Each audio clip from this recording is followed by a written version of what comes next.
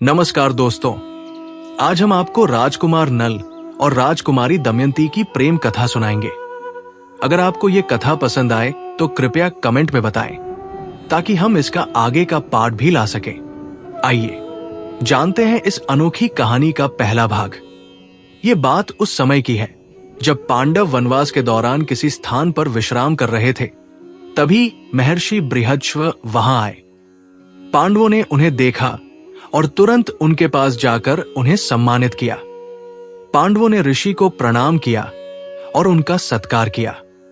युधिष्ठिर ने ऋषि से कहा, महर्षि, इस समय मैं खुद को सबसे दुखी राजा मानता हूं।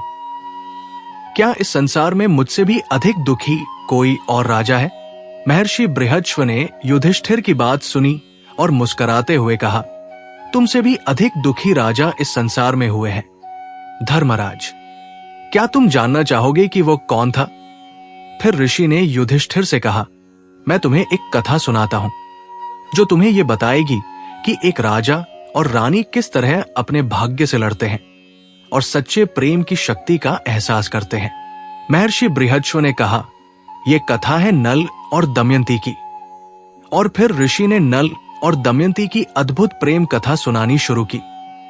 धर्मराज, निषाद देश में वीरसेन के पुत्र नल नाम के एक राजा हो चुके हैं। वे बड़े गुणवान, परम सुंदर, सत्यवादी, जितेंद्रिय, सबके प्रिय, वेदज्ञ एवं ब्राह्मण भक्त थे। उनकी सेना बहुत बड़ी थी। वे स्वयं अस्त्र विद्या में बहुत निपुण थे। वे वीर, योद्धा, उदार और प्रबल पराक्रमी भी थे।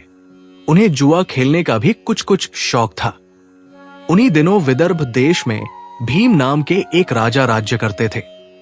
वे भी नल के समान ही सर्वगुण संपन्न और पराक्रमी थे। उन्होंने दमन ऋषि को प्रसन्न करके उनके वरदान से 4 संतानें प्राप्त की थी, 3 पुत्र और 1 कन्या। पुत्री का नाम था दमयंती। दमयंती लक्ष्मी के समान रूपवती थी। उसके नेत्र विशाल थे। देवताओं और यक्षों में भी वैसी सुंदरी कन्या कहीं देखने में नहीं आती थी। उन दिनों निषाद देश से जो लोग विदर्भ देश में आते थे, वे महाराज नल के गुणों की प्रशंसा करते थे। ये प्रशंसा दमयंती के कानों तक भी पहुंची थी। इसी तरह विदर्भ देश से आने वाले लोग राजकुमारी के रूप और गुणों की चर्चा महाराज नल के समक्ष करते। इसका परिणाम ये हुआ कि नल और दमयंती एक दूसरे के प्रति आकृष्ट होते गए। एक दिन राजा नल ने अपने महल के उद्यान में कुछ हंसों को देखा। उन्होंने एक हंस को पकड़ लिया। हंस ने कहा, आप मुझे छोड़ दीजिए तो हम लोग दमयंती के पास जाकर आपके गुणों का ऐसा वर्णन करेंगे कि वो आपको अवश्य वर लेगी। नल ने हंस को छोड़ दिया। वे सब उड़कर विदर्भ देश में गए।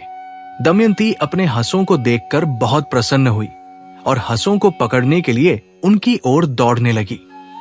दमयंती जिस हंस को पकड़ने के लिए दौड़ती, वही बोल उठता कि अरे दमयंती, निषाद देश में एक नल नाम का राजा है।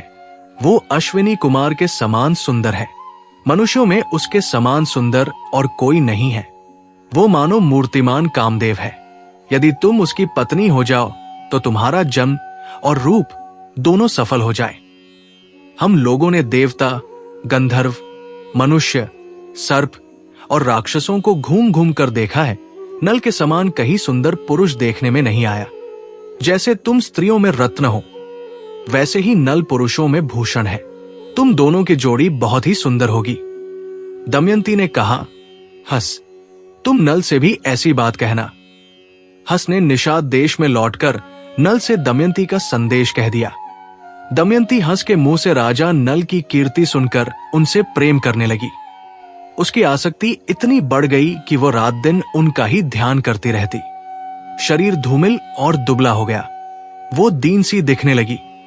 सखियों ने दमयंती के हृदय का भाव ताड़कर विदर्भराज से निवेदन किया कि आपकी पुत्री अस्वस्थ हो गई है।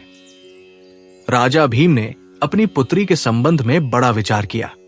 अंत में वह इस निर्णय पर पहुंचे कि मेरी पुत्री विवाह योग्य हो गई है, इसलिए इसका स्वयंवर कर देना चाहिए।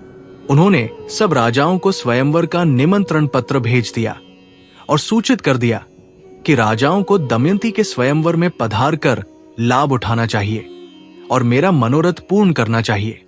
देश देश के नर्पती हाथी, घोड़े और रथों की ध्वनि से पृथ्वी को मुखरित करते हुए सज-धज कर विदर्भ देश में पहुंचने लगे। भीम ने सबके स्वागत सत्कार की समुचित व्यवस्था की। देवर्षि नारद और पर्वत के द्वारा देवताओं को भी दमयंती के स्वयंवर का समाचार मिल गया। इंद्र आदि सभी लोकपाल भी अपनी मंडली और वाहनों सहित विदर्भ देश के लिए रवाना हुए। राजा नल का चित्त पहले से ही दमयंती पर आसक्त हो चुका था।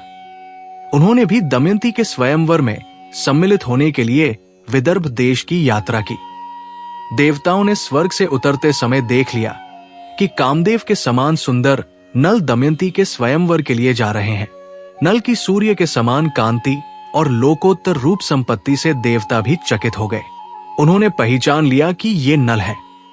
उन्होंने अपने विमानों को आकाश में खड़ा कर दिया और नीचे उतरकर नल से कहा, राजेंद्र नल, आप बड़े सत्यव्रती हैं। आप हम लोगों की सहायता करने के लिए दूत बन जाइए। नल ने प्रतिज्ञा कर ली और कहा कि करूंगा।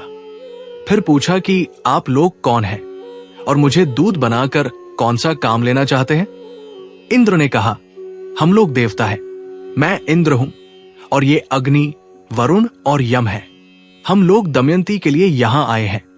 देवताओं ने नल से कहा कि आप हमारे दूत बनकर दमयंती के पास जाइए और कहिए कि इंद्र, वरुण, अग्नि और यमदेवता तुम्हारे पास आकर तुमसे विवाह करना चाहते हैं। इनमें से तुम चाहे जिस देवता को पति के रूप में स्वीकार कर लो।